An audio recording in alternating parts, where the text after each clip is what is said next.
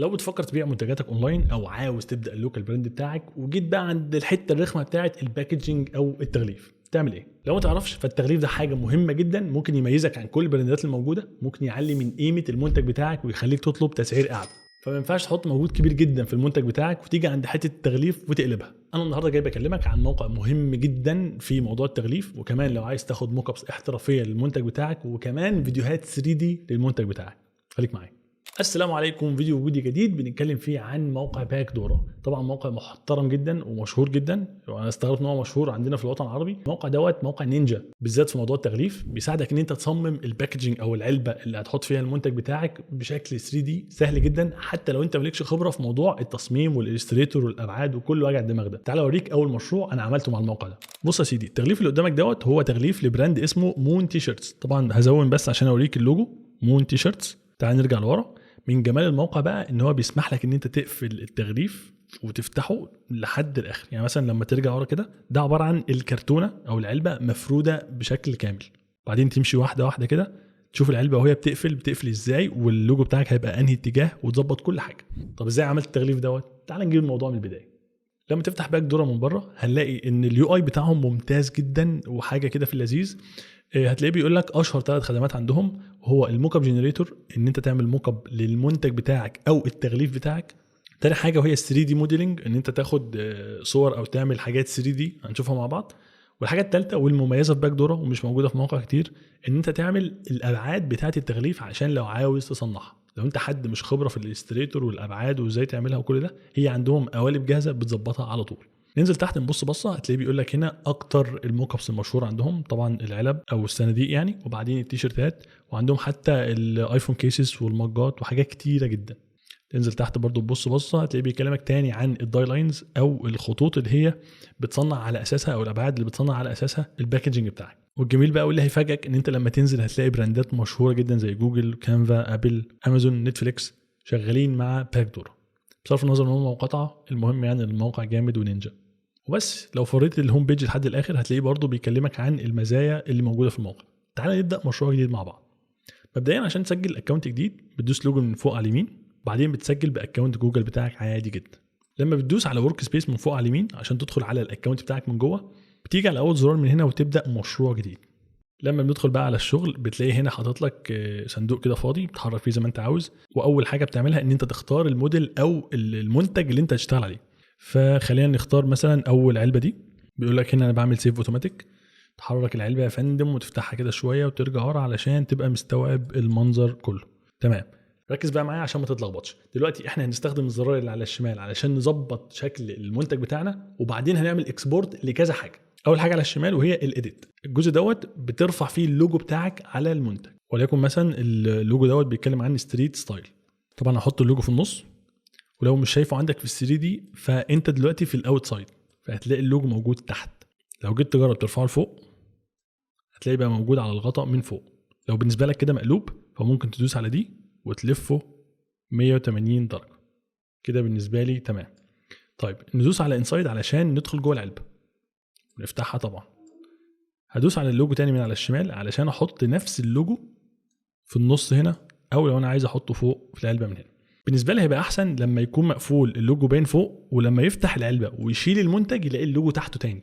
طب هتقول لي اللوجو حلو وكل حاجه بس شكل الكرتونه كده وحش. اقول لك معاك حق، بس خليك معايا. تاني زرار ده بتستخدمه لو انت عاوز تعمل التصميم جوه باكدورا نفسه. يعني لو عايز تحط مربع او شكل معين، او الاشكال اللي بتبقى على التغليف الخاصه مثلا بقابل للكسر او ريسايكلبل او الكلام ده كله، لو دوست عليها بتضاف. تصغر الحجم طبعا وتحطها بره تحت هنا مثلا، او تحذفها يعني ما شكليات. والزرار الثالث دوت لو انت عاوز تعمل خلفيه للعلبه ككل، بس حاجه في السريع. يعني مثلا لو دوست على الريش دوت هتلاقي العلبه من جوه اتلونت. خلينا برضو من بره دوس عليها، هتلاقي العلبه كلها اخذت نفس الشكل. كبر دي. لو بالنسبه لك الالوان ديت مش ضابطه ممكن تغير اللون من هنا للون اللي يناسب البراند بتاعك. انت المفروض عامل كولر باليت ومظبط امورك. طيب في كل الاحوال خليني كده مثلا راضي عن المنظر ده. طبعا هاجي على انسايد واغير برضو الالوان، خليها الابيض. تمام، احنا كده استخدمنا اول زرار في ان احنا نظبط شكل الباكجينج بتاعنا كالوان واللوجو. تاني زرار احنا كنا اصلا بادئين بيه، لو عايز تغير الموديل ككل احنا اصلا اخترناه خلاص. تالت زرار هو خاص بالباك جراوند او الخلفيه اللي انت شايفها دي.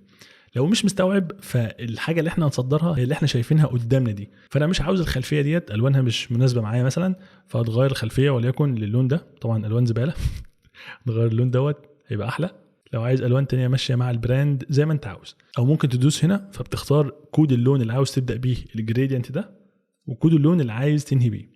يعني ايه برضو؟ يعني انت لو اخترت مثلا حاجه واضحه زي ده هتلاقي ان هنا لبني او بيبي بلو، وتحت في حاجه بينك خفيف كده، فممكن تغيرهم زي ما انت عاوز. خلينا ناخد لون تاني، هتلاحظ ان هنا اتقل من هنا. طيب في كل الاحوال خلينا نصدر على اللون اللي كان موجود في الاول، ونيجي للجزء اللي بعد كده وهو الفيديوز. دي حاجه مميزه جدا جدا جدا في باكدورا، وهو انك بتعمل ريندر للمنتج بتاعك على شكل فيديو سريع سريع كده. لو دوست هنا على بريفيو هتلاقي المنتج بتاعك بيتقفل كده، ده فيديو انا مش بدوس على اي حاجه. ممكن تصدره زي ما انت شايفه كده، ممكن تختار اللي بعد كده، بس طبعا عشان الجوانب بتاعتنا فاضيه مش مبين فيها اي لوجو او اي ستايل يعجبك من دول، وليكن ال3 دي دوت، وتصدر النتيجه ديت كفيديو. هتقولي انا عاوز اعدل في ابعاد العلبه دي، يا باشا سهله، تيجي من هنا على كاستم سايز وبتغير اي ابعاد انت عاوزها ايا كان اللينث اللي هو الطول والارتفاع والعرض. طب يا عم انا خلاص ظبطت الشكل والابعاد وعاوز اصدر النتيجه ديت واستفيد بيها.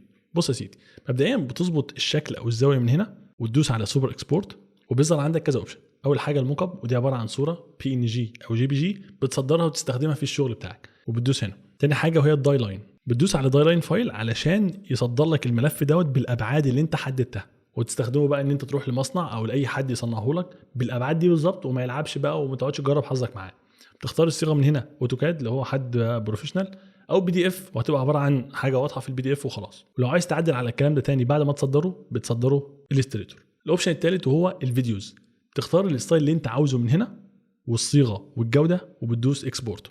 لو انت مبرمج ومحتاج الموضوع دوت ككود HTML بتدوس هنا، بس اعتقد ده اوبشن مش منتشر. وهنا بتظهر الداونلودز بتاعتك على الموقع. لو عايز تعلى بالليفل بقى ممكن تدوس على زرار 3D ديزاين من هنا.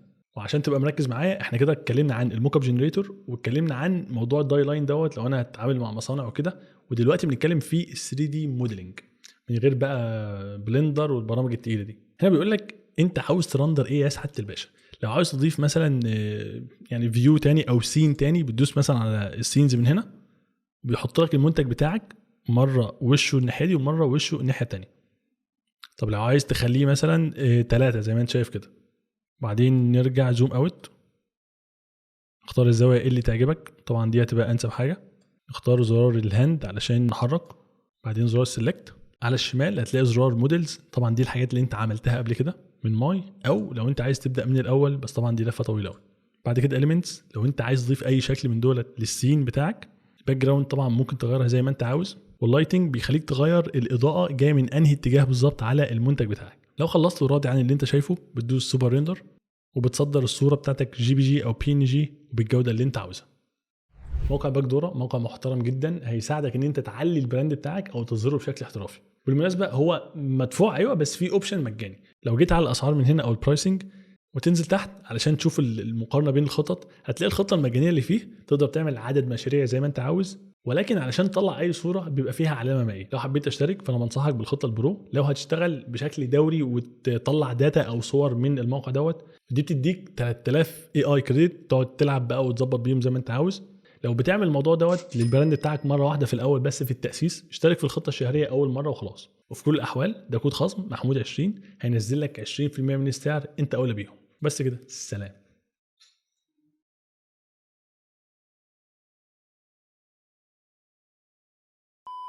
تعالى اطلع معايا في الكادر يا عم، انزل لمستوانا يا عم. عايز اقول لكم ان انا شرفت النهارده بتظبيط الكادر على يد صالح العظيم، اخد ورشه اضاءه وكورس اديت، واخد حاجات كتيره جدا عشان طلع لك جو او الكادر المحترم ده. ولو الكادر مش عاجبك مش انا اللي مظبط. ماشي، ثانك يو صالح، شكرا. سامع صوتي في السماعه؟